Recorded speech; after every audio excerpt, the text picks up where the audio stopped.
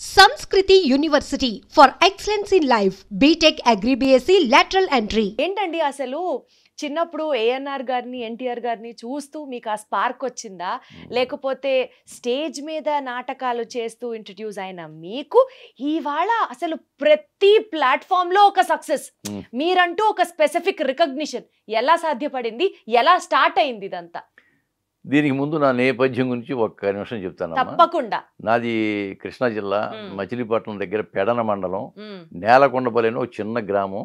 మాది రైతు కుటుంబం. మా 7 సంతానంలో నేను 7వాడిని కనిష్ఠుడిని. కాబట్టి నేను అక్కడ నుంచి 5 కిలోమీటర్ల దూరం Munduluru high school ZPH high school Munduluru వెళ్ళి నేను చదువుకునేవాడిని. నేను 8th క్లాస్ చదివేటప్పుడు యాన్యువల్ డే ఫంక్షన్కి మా క్లాస్ టీచర్ జానకిబాయి గారని ఆవిడ మాతో ఒక నాటిక వేయించిందండి. దాంట్లో ఒక కామెడీ క్యారెక్టర్ వేయించారు నాతో. అక్కడి నుంచి నాకు ఈ నటన మీద ఆసక్తి కలిగింది. ప్రతి సంవత్సరం ఎక్కడ 2-3 చోట్ల నాటకాలు వేస్తూ ఉండేవాళ్ళం. 70లో నేను 1970లో మచిలీపట్నం నుంచి హైదరాబాద్ వచ్చా. జానకి మామూలుగా రాధాబాయి గారని మా టీచరు ఆవిడ వాళ్ళ సిస్టర్స్ ఎక్కుంటే స్వరూపరాణి గారు పద్మజ గారు ఉంటే వాళ్ళ దగ్గరికి పంపించారు ఉద్యోగం కోసం అని చెప్పి. నేను ఇక్కడికి వచ్చి ప్రైవేట్ కంపెనీలో 3 సంవత్సరాలు చేసి ఆ తర్వాత 74లో బీడీఎల్లో చేరా, భారత డైనమిక్స్ లిమిటెడ్, డిఫెన్స్ ఫ్యాక్టరీ మా సెంట్రల్ గవర్నమెంట్. అది కూడా పద్మజ గారి ద్వారానే ఆవిడ రికమెండ్ చేస్తే నేను వెళ్ళాను. అంటే యాక్టింగ్ చేస్తూ మధ్యలో ఈ జాబ్ చేస్తున్నారు. జాబ్ చేశాం. బీడీఎల్లో చేరిన తర్వాత బీడీఎల్లో పెద్ద టీం ఏర్పడింది నాకు, ఒక 15 మంది ఆర్టిస్టులు. గవర్నమెంట్ జాబ్ అది, government job, central government job. Central government management కానీ బాగా ఎంకరేజ్ చేసేవాళ్ళు, మా తోటి ఎంప్లాయీస్ కూడా బాగా ఎంకరేజ్ చేసేవాళ్ళు.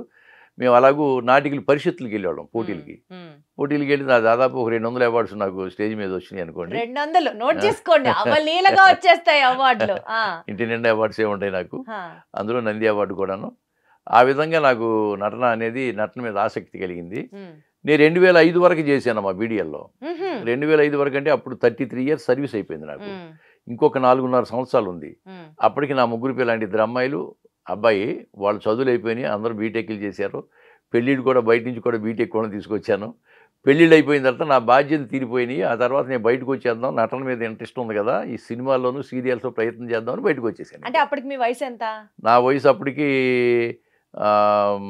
55. అంటే 55వ సంవత్సరంలో మళ్ళీ సెకండ్ ఇన్నింగ్స్ మొదలెట్టారు. 55 బయటకు వచ్చిన తర్వాత ఇంకా అప్పటికి 5 సంవత్సరాలు సర్వీస్ ఉంది.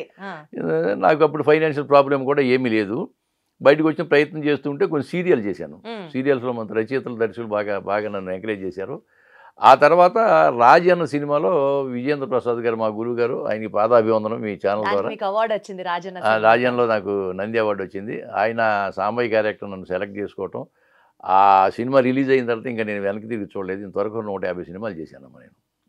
55 years లో మీరు సినిమాలోకి వచ్చి రావడం అవార్డు కొట్టి అప్పటి నుంచి ఇప్పటి వరకు 150 సినిమాలు చేశారు. 150 సినిమాలు చేశాను. అందులో సరస్వతి కటాక్షం మీకు నిజంగా ఉందని మనస్ఫూర్తిగా అనుకుంటున్నాను. నాకు దర్శకులు కానీ రచయితలు కానీ నిర్మాతలు కానీ నన్ను బాగా ఎంకరేజ్ చేశారు. వాళ్ళందరూ కూడా నేను శిరస్సు ఉంచి నమస్కరిస్తున్నానమ్మా. సూపర్ అసలు. సో అలా స్టార్ట్ అయింది. 150 సినిమాలు చేశారు, సీరియల్స్ చేశారు, ఓటీటీలో చేశారు. అంటే నాకు తెలిసి ఇంక టాలీవుడ్ లో మీరు పని చేయని వాళ్ళు ఎవరు లేరేమో. చాలా మంది పరిచయం, చాలా ఎంకరేజ్ చేస్తున్నారు మనం, చాలా బాగా ఎంకరేజ్ చేస్తా ఉన్నారు. దానికి తగ్గట్టు కూడా మనం కూడా వాళ్ళకి ఇబ్బంది కలిగించడం ఏనాడు లేదు.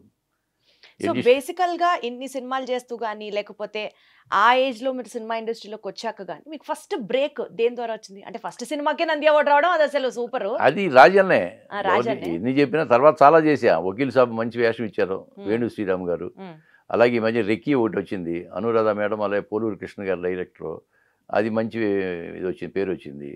తర్వాత దేవరాయ ఒకటి, ఆటోనగర్ సూర్య, హను రాఘుపూడి గారు, ఆయన కృష్ణగాడి వీరప్రేమ గారు ఒక విలన్ క్యారెక్టర్ ఇచ్చారు. వీళ్ళందరూ బాగా ఎంకరేజ్ చేశారమ్మా. మంచి సినిమాలు చేశాను. అంటే రాజన్న తర్వాత చెప్పాలంటే కృష్ణగాడి వీరప్రేమ కదా, ఆ తర్వాత వకీల్ సాబ్ నాకు మంచి మైలేజ్ వచ్చింది. ఏదో విన్నాము ఇప్పుడు మీరు మెగాస్టార్ గారితో, బాలయ్య బాబుతో, పవన్ కళ్యాణ్ గారితో అందరితో సినిమాలు చేశాను. అందరితో చేశాను. అదృష్టమా అంటే ఇప్పుడు బాలయ్య బాబు గారి ఆ మధ్య డాకు మహారాజులో మంచి క్యారెక్టర్ చేశాను. దాంట్లో బాబీ గారు మంచి వేషం ఇచ్చారు. అలాగే ఇప్పుడు అఖండ 1లో కూడా చేశాను.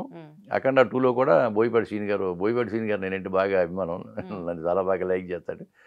మొన్నే చేశాను, 2 రోజులు చేశాను. ఇంకా 2-3 రోజులు వర్క్ ఉంది నాకు ఇంకా. అలాగే ఓజీ పవన్ కళ్యాణ్ గారితో 15 రోజులు చేశాను. 15 రోజులు 15 రోజులు ఆయన కాంబినేషనే. సుజిత్ రెడ్డి గారు ఆయన డైరెక్టరు, ఆయన కూడా నాకు మంచి అవకాశం ఇచ్చాడు. మంచి వేషాలు పడుతున్నాయి. అసలు ఎప్పుడన్నా ఊహించారా గాంధీ గారు? నేను అస్సలు ఊహించలేదమ్మా. ఏదో సీరియల్ సైజ్ చేసుకుంటే అలా వెళ్దాం అనుకుంటే అలా సినిమాలో లాగారు. మా గురుగారు విజేంద్ర ప్రసాద్ గారు, ఆయన పెట్టిన భిక్ష. ఆయనతో మీకు ఎలా పరిచయం విజేంద్ర ప్రసాద్ గారితో? నాకేం పరిచయం లేదమ్మా. కేఎల్ ప్రసాద్ గారు అని ఒక రైట్ ఉన్నాడు, ఆయనకి ఫ్రెండ్ అనమాట. దాంట్లో సాంబయ్య క్యారెక్టర్కి ఒక స్టేజ్ ఆర్టిస్ట్ కావాలి, ఎవరన్నా బక్కగా ఉంటే బాగుంటుందని చెప్తే నా పేరు సజెషన్ చేశాడు ఆయన, కేఎల్ ప్రసాద్ గారు. ఆయన చేసిన దాని మీద పిలిపించారు నన్ను అన్నపూర్ణ స్టూడియోకి. పిలిపించి ఒక సీన్ ఇచ్చి చెప్పండి అన్నారు. అవలేలుగా చెప్పాను. చెప్పిన తర్వాత ఇదే ఉంది నాకు అనుకున్నారా మీరు? సింపుల్గా చేసి ఓకే చేశాడు ఆయన. ఓకే చేస్తే బాగా నా దాదాపు 40 days చేశాను దాంట్లోనూ. అది మంచి పేరు తెచ్చిపెట్టింది. కమర్షియల్గా పెద్ద హిట్ కాకపోయినా సినిమాకి 6 అవార్డులు వచ్చినాయమ్మ, నంది అవార్డులు ఆ సంవత్సరం. దాంట్లో నాకు కూడా బెస్ట్ క్యారెక్టర్ ఆర్టిస్ట్గా అవార్డు ఇచ్చారు నాకు. సో బేసికల్గా అండి, ఆ బ్యానర్ పేరు కానీ లేకపోతే ఆ సంస్థ పేరు కానీ మీకు ఇష్టమైతే మీరు చెప్పండి, లేకపోతే లేదు. కానీ కేవలం ఒక సినిమా బ్యాక్గ్రౌండ్ నుంచి రాలేదు అన్న ఒక నేపథ్యంతో ఓ పెద్ద బ్యానర్ సంస్థ ఒక మంచి లీడింగ్ రోల్ క్యారెక్టర్ మీకు ఇవ్వకుండా తప్పించింది అని ఒక టాక్ వచ్చింది. ఇది దేనికి సంబంధించి? జరిగిందా, జరగలేదా, వాటి వాస్తవం ఏమీ లేదమ్మా.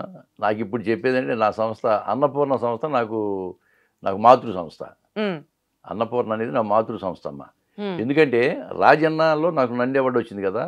రాజన్న అయిపోగానే పుట్టింటి పట్టుచేరని ఒక సీరియల్ తీశారు మా టీవీకి అన్నపూర్ణ వాళ్ళు.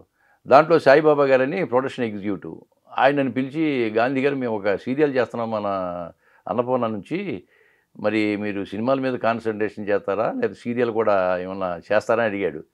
నాకు ఏదైనా నటుడికి ఏదైనా ఒకటేనండి, తప్పకుండా చేస్తానన్న. దాంట్లో హీరోయిన్ ఫాదర్ క్యారెక్టర్ చేశాను. దాంట్లో కూడా నంది అవార్డు వచ్చింది నాకు. రెండు నా అన్నపూర్ణ వాళ్ళే, రెండిట్లో నంది అవార్డు వచ్చింది. అంటే మీకు సీరియల్స్లో అయితే అచ్చా సినిమాను సీరియల్ రెండు సేమ్ ప్రొడక్షన్ హౌస్ కాబట్టి అన్నట్టు చెప్తున్నారా? అంటే అది అవటం కాకతాళీయం అనుకోండి. అంటే అన్నపూర్ణ స్టూడియో వాళ్ళే తీసేయాలి. రాజన్న వాళ్ళదేను, ఈ పుట్టింటి పడిచేరు సీరియల్ కూడా వాళ్ళదే.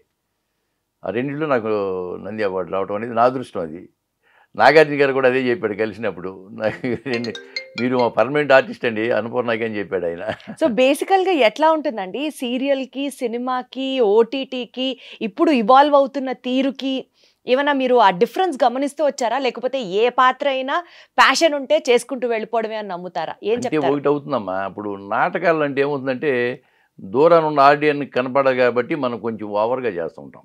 ఆంగికం కానీ డైలాగ్ కానీ ఎక్కువగా చెప్పాలా. ఇప్పుడు వచ్చిన కొత్తలో నేను 1-2 సినిమాలు కొంచెం ఇబ్బంది పడ్డా. అంటే డ్రమటైజేషన్ అవుతుందయ్యా, డ్రమటైజ్లో కనపడుతుంది, కొంచెం తగ్గించు అనేవాళ్ళు. అలా కెమెరా ముందు ఇప్పుడు టీవీ ఉందనుకోండి, టీవీ చిన్న తెర కాబట్టి తగ్గించాలి దాంట్లో. అంటే మనం స్టేజ్ చేసే దాంట్లో ఆల్మోస్ట్ 80% తగ్గించాలి. 80%? ఇప్పుడు సినిమా కెమెరా ముందు అయితే ఇంకా మనం 10% చేస్తే చాలు. ఆ టెక్నిక్ తెలిస్తే ఈజీ. అది తెలుసుకోవడానికి నాకు కొంచెం 2-3 నెలలు కొంచెం ఇబ్బంది పడ్డా నేను. ఆ తర్వాత అలవాటు అయిపోయింది. ఇంకా ఏంటి మీరు అన్ని స్టేజ్ షోస్ చేసి మీరే ఇబ్బంది పడ్డారా? తప్పదు, ఇంకేం చేస్తాం. ఎందుకంటే కెమెరా టెక్నిక్ ఇంపార్టెంట్ కదమ్మా. మనం కెమెరా టెక్నిక్ తెలుసుకోగలిగితేనే ఆర్టిస్టు రాణిస్తాడు. సో బేసికల్గా యాక్టింగ్ స్కిల్స్ అనేవి మీలో ఉన్నాయి. మీరు బిఫోర్ సినిమా ఇండస్ట్రీకి పరిచయం అవ్వకముందు మీరు అనేకమైన షోస్ చేశారు, డ్రామాస్ చేశారు, యాక్టింగ్ చేశారు, స్టేజ్ షోస్, అవార్డ్స్ అన్నీ పొందారు. ఈ నేపథ్యంలో ఎప్పుడన్నా మీరు కెమెరా ముందర పర్ఫామ్ చేసేటప్పుడు ఇట్లా కాదు ఇంకా బాగా చేయండి అని ఎవరన్నా డైరెక్టర్ దగ్గర నుంచి సజెషన్ తీసుకున్నారా? అంటే ఒకటి అవుతుందమ్మా, ఒక టెక్నిక్. ఇంకో టెక్నిక్ ఏమిటంటే, నేను వెళ్ళగానే ఒక సీన్ ఉందనుకోండి, సపోజ్ అది ముందు చెప్పాలంటే జి సత్యమూర్తి గారు నన్ను కెమెరా ముందు నిలబెట్టారు 87లో చైతన్యం సినిమాలో. జస్ట్ అప్పుడు జాబ్ చేస్తూ సరదాగా వెళ్ళి చేసినాయి అనమాట. అప్పుడు కూడా నాకు ఏం తెలియదు, కెమెరా అంటే ఏంటో కూడా తెలియదు. ఆయన కెమెరా ముందు నన్ను నిలబెట్టింది యాక్చువల్గా జి సత్యమూర్తి గారు, మన దేవిశ్రీ ప్రసాద్ వాళ్ళ ఫాదరు. ఆ తర్వాత నేను ఫుల్ ఫ్లెడ్జ్డ్గా నేను వాలంటీర్ రిటైర్మెంట్ తీసుకున్న తర్వాత కానీ మళ్ళీ ఫీల్డ్లోకి వచ్చానమ్మా నేను. అయితే నాకున్న అలవాటు ఏమిటంటే, ఏదన్నా వేషం ఉందని అనుకోండి, ఆ సీన్స్ తెప్పించుకుంటాను నేను. ఓకే. డైరెక్షన్ డిపార్ట్మెంట్ అడిగి సీన్స్ తెప్పించుకుని సీన్స్ చదివిన తర్వాత ఈ సీన్ ఎలా చేస్తే బాగుంటుంది అనేది నేను ఒక అవగాహనకు వస్తాను. వెళ్ళిన తర్వాత అంటే మీరు ముందర రోజే రిహార్స్ చేస్తారా? షూటింగ్ సెట్స్ లో ఖాళీ టైం లేదు, నేను ముందు తెప్పించుకుని రిహార్సల్ చేసుకుంటా ఇంట్లో, నో డౌట్. ఎందుకంటే అది మన వృత్తి అది కాబట్టి. అయితే నేను వెళ్ళిన తర్వాత డైరెక్టర్ని అడుగుతాను. డైరెక్టర్ గారి విజన్ ఒక రకంగా ఉంటుంది కదా. ఆయనకి ఏ విధంగా కావాలి, ఆయన స్కూల్ ఏమిటి అనేది ముందు మనం తెలుసుకోవాలా. ఉమ్, కాబట్టి ఎలాగైనా సార్ ఇది ఈ సీన్ ఎలా ఉందో మరి ఎలా చేయమంటారు, నాకైతే ఇలా చేస్తే బాగుంటుంది అనుకుంటున్నాను, మరి మీ ఇష్టం, మీరు ఎలా చెప్తే ఎలా చేస్తాను అనుకోండి. బాగుంది అనుకుంటే ఆయన కూడా బాగా రావటం కదా కావాలి, లేకపోతే సజెషన్ చెప్తారు, ఆయన చెప్పిన సజెషన్ ప్రకారం చేసేటువంటి. ఉమ్. అది పెద్ద నాకు ఎక్కువ సో దాని విషయంలో మీకు ఎప్పుడు రీటేక్లు ఇంకా బాగా అసలు చెయ్యాలి, రివైజ్ చేయాలి అనేది లేదమ్మా. ఎప్పుడు జరగలా? సాధారణంగా రీటేకులు నాకు లేవు ఇంతవరకు. అబ్బాబాబా, సింగిల్ టేక్ ఆర్టిస్ట్ అంటే ఇలాగే ఉంటారేమో బహుశా. నిజంగా నిజంగా కూడా నాకు కళామ తల్లి నా అదృష్టం. నేను ముందే ప్రిపేర్ అవుతా, అంటే ఇంటికంటే మన